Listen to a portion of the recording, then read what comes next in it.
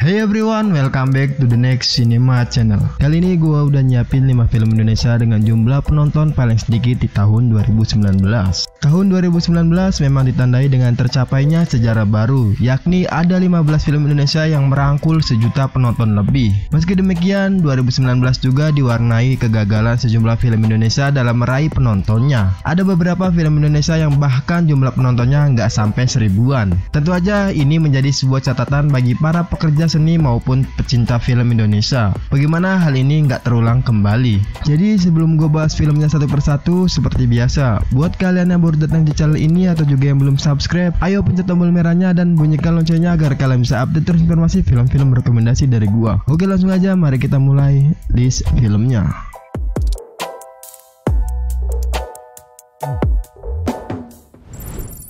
Film pertama ini dibuka dengan film yang hanya memperoleh 476 penonton pada saat penayangannya. Film ini berjudul Suwung.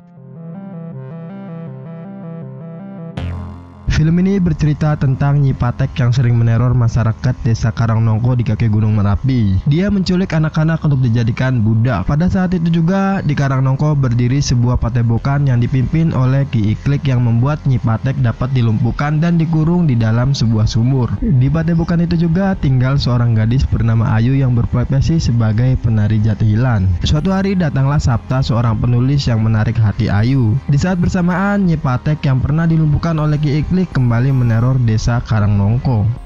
Jalan cerita film Suwung sepertinya nggak tahu mau dibawa kemana. Visual gambar yang disajikan film ini juga kurang menarik minat para penontonnya. Padahal film ini diisi dengan pemeran-pemeran yang menurut gua terkenal di Indonesia sendiri, dan itu nggak menjamin bahwa film ini bakalan mendapat begitu banyak penonton. Sebenarnya gua agak ragu untuk nyaranin film-film yang seperti ini, tapi mungkin saran gua kali ini khusus buat semua fans garis keras dari aktor dan aktris yang memerankan karakter di film ini.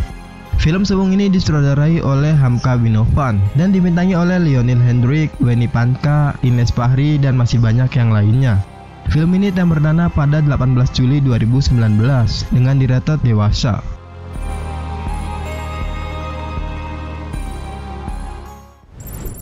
Sedangkan film kedua ini hanya meraup 575 penonton aja. Film ini berjudul Supporter Masuk Pesantren. Menceritakan tentang seorang pemuda bernama Aso. Dia mempunyai kegemaran melihat langsung pertandingan sepak bola ke dalam stadion setiap kali tim kesayangannya sedang bertanding. Dikarenakan pesantren memiliki peraturan serta tata tertib yang harus santri taati, hobi Aso untuk dapat menonton tim sepak bola idolanya menjadi terganggu. Dirinya nggak lagi dapat menyalurkan kesenangan tersebut. Narasi awal film ini cukup menjanjikan sesuatu yang enak untuk diikuti, yakni bentrokan antara hobi dengan aturan pesantren. Meski narasi seperti ini bisa dibilang usang di film-film yang menggunakan latar pesantren, tapi selalu ada hal-hal yang menarik yang bisa disimak dari kehidupan para santri di pesantren tersebut. Selebih dari itu, sang sutradara juga membuat cerita masing-masing karakternya dengan cerita yang sama sekali nggak berhubungan dengan supporter. Contohnya, karakter Yos, dia hanya digambarkan sebagai pemuda yang jatuh hati pada santri perempuan. Tapi Yos di sini lebih beruntungnya dibandingkan dengan Sultan. Karakter Sultan nyaris nggak berguna karena berperan sebagai pengikut aja dalam kisah persahabatan mereka. Dan yang lebih parah lagi, nggak ada konflik sama sekali yang terjadi dalam film ini selain Aso dan Dul yang berusaha diam-diam keluar pesantren untuk menonton sepak bola. Mungkin itu alasan untuk film ini yang hanya mendapatkan 575 penonton aja. Film Supporter Masuk Pesantren ini disutradarai oleh Quraish Madhar. Film ini tayang perdana pada 28 Maret 2019 dengan di-rated remaja.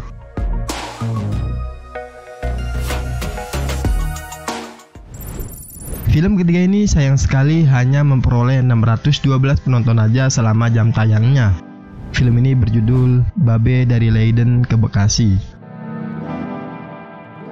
Menceritakan tentang seorang peneliti cantik yaitu Betty dari Leiden University Belanda sedang melakukan penelitian tentang budaya Bekasi. Di sisi lain ada juga Ali tetangganya dari Betty jatuh hati pada pandangan pertama. Hubungan mereka harus terhalangi oleh tembok restu dari orang tua Ali yang sangat membenci dengan orang asing karena bapak Ali dahulunya pernah merasakan dijajah oleh para kaum Belanda. Film ini nggak tahu kenapa hanya dirilis di Bekasi aja. Entah karena dibiayain oleh Pemkot Bekasi atau semacamnya, gua kurang tahu ya. Sebaiknya kedepannya gua saranin nggak usah lagi memproduksi film-film jika masih sama seperti ini. Dan kalau kita lihat dari segi pemainnya, menurut gua nggak terlalu menarik sama sekali. Dan mungkin itu penyebab film ini hanya meraup 612 penonton aja. Film Babe dari Leiden ke Bekasi ini disutradarai oleh Hasto Broto dan dibintangi oleh Dwi Andika, Joe Abbas Jackson, dan masih banyak yang lainnya. Film ini tayang perdana pada 31 Januari 2019 dengan dirated remaja.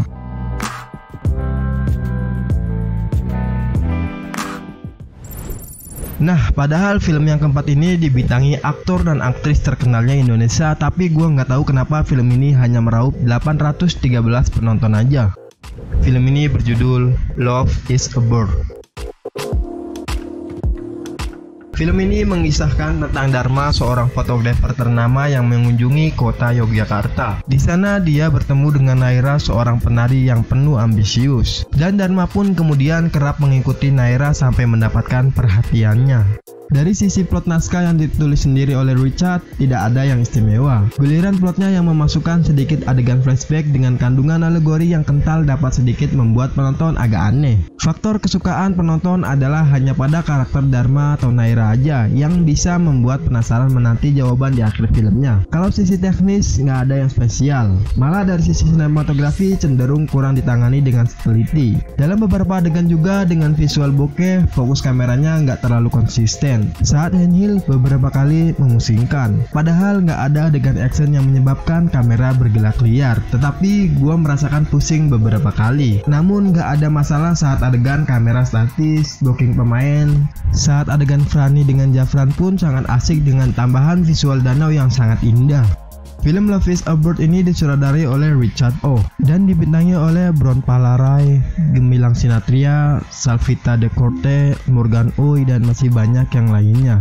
Film ini tayang perdana pada 14 November 2019 dengan dirated dewasa.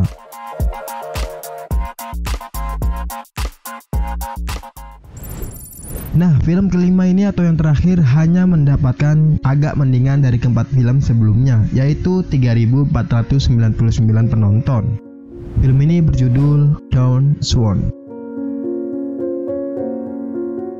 Menceritakan sepasang suami istri muda bernama Bisma dan Mit yang tinggal di sebuah rumah sederhana. Bisma bekerja sebagai wartawan yang seharian sibuk di luar rumah, sedangkan Mita sepanjang hari di rumah mengurus putri mereka satu-satunya, yaitu Nadia yang mengidap Down syndrome. Awalnya Mita terkesan kurang menyukai kelainan dari Nadia dan setengah hati alias cuek dalam mengasuh putrinya tersebut.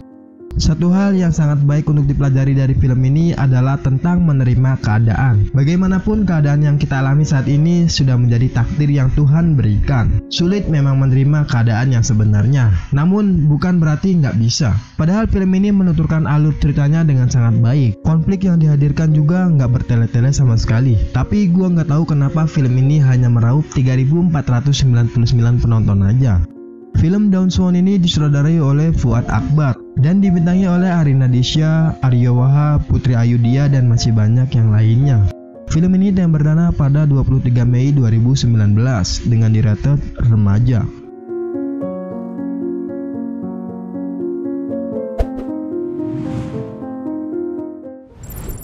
Oke, mungkin itu aja beberapa judul film Indonesia yang hanya mendapatkan sedikit penonton pada saat penayangannya. Dan kalau gue boleh kasih saran ke kalian semua, para pecinta movie, ayo kita dukung lagi perfilman Indonesia. Kita support terus karya-karya anak bangsa Indonesia dengan menonton filmnya di bioskop-bioskop kesayangan kalian. Nah, kalau kalian mau menambahkan list film seperti ini atau juga yang mau request rekomendasi film ke gue, kalian bisa tulis di kolom komentar film apa yang harus gue bahas di next selanjutnya. Subscribe terus channel ini, like video ini jika kalian suka dengan list filmnya, dan dislike aja kalau menurut kalian list film dari gue kurang menarik. Lalu share video ini. Gua Are, see you in the next film.